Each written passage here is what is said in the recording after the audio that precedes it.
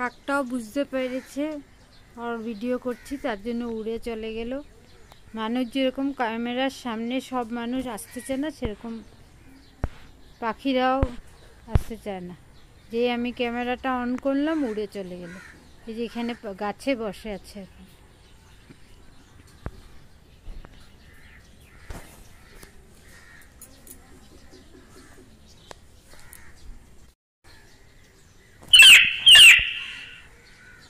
কাকিমুনি এখানে নারিকেলের পাতাগুলোকে ছাড়িয়ে রেখেছে ঝাড়ু বানাবার জন্য।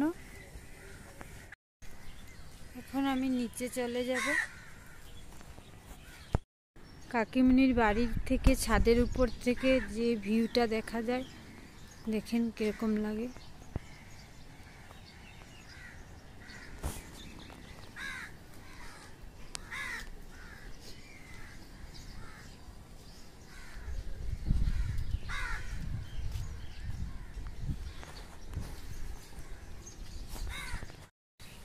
রাধে রাধে বন্ধুরা, কালকে এসেছিলাম কাকিমুনির বাড়িতে, ছোট কাকার বাড়িতে আমার। তো কালকে আর কোনো ভিডিও আমি করিনি, শর্ট ভিডিও করেছিলাম বাচ্চাগুলোর সাথে, আর এমনি কোনো ভিডিও করিনি। আজকে আবার এখান থেকে করছি। ওখানে ভাইয়ের বউ রান্না করছে, বোন আর ভাইয়ের বউ মিলে রান্না করছে। আমি একটু ছাদে ঘুরতে আসলাম। আমার ছাদে দাঁড়াতে, ছাদে মানে ঘুরতে আমার বহুত ভালো লাগে। যেখানেও যাই আমি প্রত্যেকের আগে ছাদে যাব, ঘুরবো, দেখবো। ছাদের থেকে নিচের ভিউটা দেখতে খুব ভালো লাগে। তো আমি একটু ছাদে ঘুরতে আসলাম, আর কাপড় ধুয়ে দিয়েছিলাম, এগুলো একটু উল্টিয়ে দেবো। তো আমি ভাবলাম আপনাদের সঙ্গে একটু কথা বলে নিই। তো যতটুকু পারবো ততটুকু শেয়ার করব। সবাই তো আর ক্যামেরার সামনে সবসময় আসতে ভালোবাসে না, তাই যখন যতটুকু পারি শেয়ার করবার চেষ্টা করব। আর এখান থেকে ভিউটা দেখেন,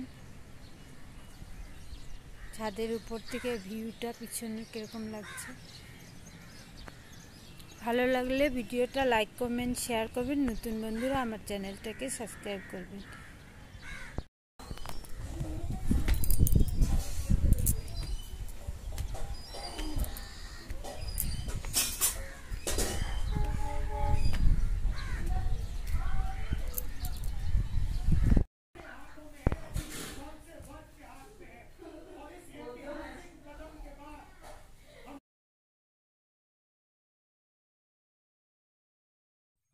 এটা হচ্ছে কাকিমুনিদের ঠাকুর ঘর।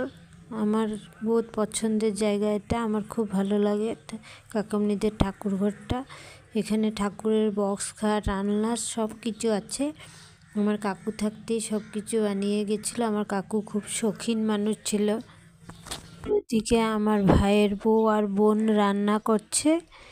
আর তাহলে আজকের ব্লগটা এখানেই শেষ করছি। ভালো লাগলে লাইক, কমেন্ট, শেয়ার। নতুন বন্ধুরা চ্যানেলটাকে সাবস্ক্রাইব করবে।